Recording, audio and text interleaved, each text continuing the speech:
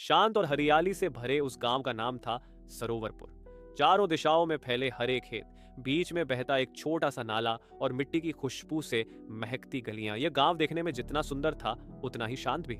लेकिन इस शांति के बीच एक व्यक्ति था जिसकी जिंदगी में शांति नाम की कोई चीज नहीं बची थी।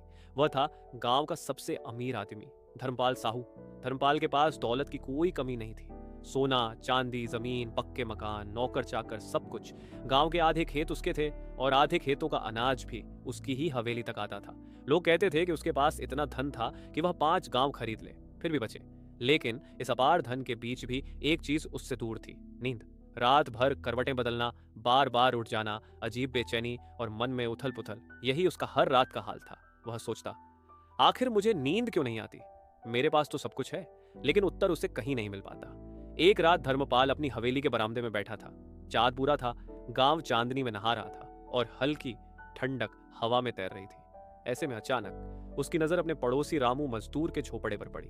रामू गरीब था, मिट्टी की झोपड़ी, टूटी चारपाई, फटे कपड़े और घर में रखने को भी मुश्किल से खाना।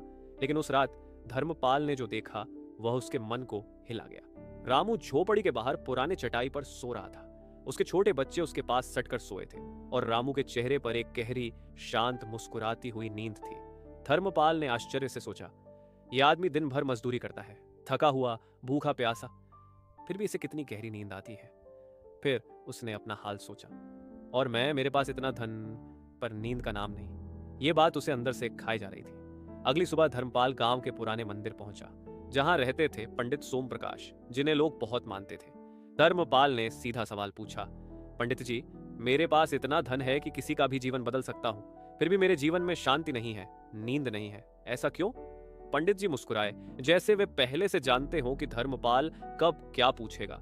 उन्होंने धीरे से कहा, सुख और संपत्ति का कोई संबंध नहीं होता बेटा। अगर सच में समझना है कि तुम्हारे पास शांति क्यों नहीं है, तो आज एक काम करो। धर्मपाल ध्यान से सुनने लगा। पंडित जी बोले, आज रात तुम रामू के घर के पीछे एक छोटा सा खजाना गाड़ दो। धर्मपाल चौंका, खजाना? और रामू के घर के पीछे? हाँ, पंडित जी ने कहा, और याद रखना, रामू के घर से उस खजाने तक थोड़े थोड़े सिक्के गिराते हुए रास्ता बनाना। धर्मपाल समझ नहीं पा रहा था कि यह सब किस लिए है, पर उसने विश्वास किया और सिर हिलाया। मैं ठीक वैसा ही करूंगा पंडित जी।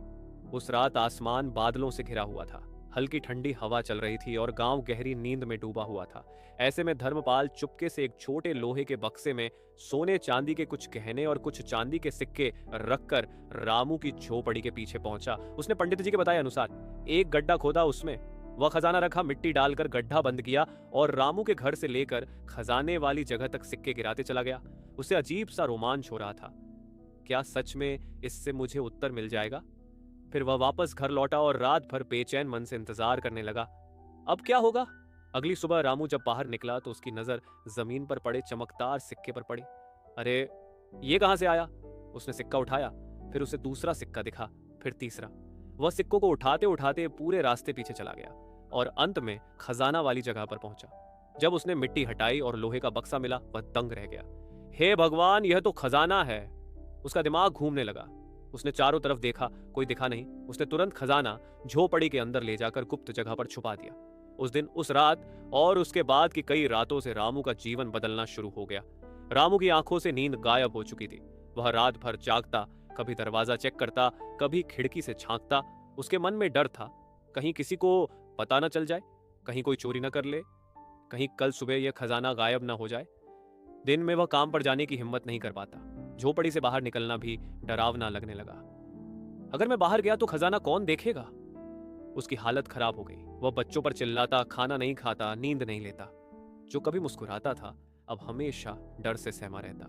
धर्मपाल दूर से यह सब देख रहा था और समझ रहा था। धर्मपाल के दिल में अचानक जैसे कोई दरवाजा खुल गया।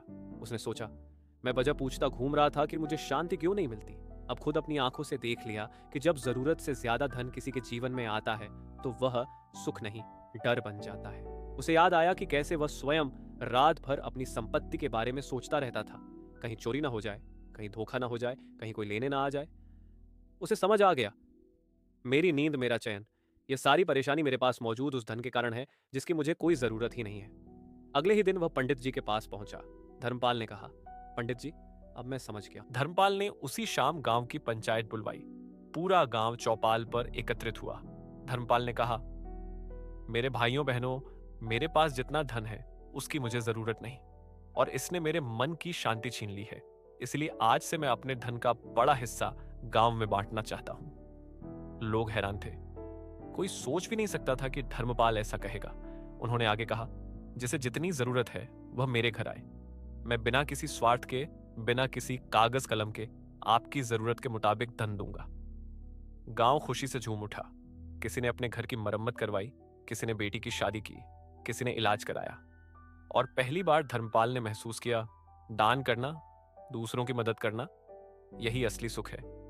उस रात धर्मपाल को वर्षों बाद गहरी नींद आई। एक शांत, सुकून भरी नींद। लेकिन कहानी यहीं खत्म नहीं होती। कुछ दिनों बाद रामू भागे भागे धर्मपाल के पास आया। वह बहुत परेशान था। चेहरा पीला, आंखें लाल, बाल बिखरे हुए। वह रोते हुए बोला, साहू जी, मैं बहुत परेशान हूं। मेरी नींद उड़ गई है। मेरे दिन का चैन और रात की नींद दोनों खत्म हो चुके हैं। मैं काम पर नहीं जा पा रहा हूं। मुझे डर लगता है कि मेरा खजाना कहीं चोरी ना हो जाए। धर्मपाल ने उसकी ओर देखा और उसके मन में दर्द उठ गया। वह जानता था कि यह खजाना असली नहीं था, यह तो सीख देने का तरीका था। उसने कहा, रामू, मुझे माफ करना। मैं जानना चाहता था कि असली सुख क्या है, इसलिए मैंने ही तुम्हारे घर के पीछे वह खजाना रखा था। रामू दंग रह गया।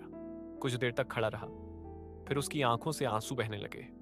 लेकिन आश्चर्य की बात यह थी कि उसमें गुस्सा नहीं था, बल्कि राहत थी। रामू बोला, साहू जी, इस खजाने ने मेरी जिंदगी में डर भर दिया। मैंने कभी इतने पैसे की कल्पना भी नहीं की थी, और मुझे समझ आ गया कि सुख पैसों में नहीं, मन की शांति में है। फिर रामू ने कुछ ऐसा किया जिसने पूरे गांव को चौंका दिया। वह बोला, मैं यह खजाना मंदिर में दान करता हूं। जो भी गांव वाला कठिन समय में हो, जरूरत पड़ने पर वह इस खजाने से सहायता ले सकता है। सारा गांव स्तब्ध था। इतना गरीब आदमी और इतनी बड़ी सोच। पंडित जी ने कहा, आज इस गांव में सिर्फ दान नहीं हुआ है, आज इस गांव में सुख का असली जन्म हुआ है। चंद महीनों में सरोवरपुर गांव बदल गया। लोग एक दूसरे की मदद करने लगे। मंदिर में रखा खजाना जरूरतमंदों के लिए आशीर्वाद बना। गांव में ना झगड़े रहे, ना लालच। सबके चेहरे पर एक नई चमक थी। संतोष की चमक धर्मपाल और रामू दोनों गांव में मिसाल बन गए। एक ने सीखा कि जरूरत से ज्यादा धन बोझ है, और दूसरे ने सीखा कि बिना जरूरत के खजाना डर बन जाता है। अब धर्मपाल हर रात चैन की नींद सोता था।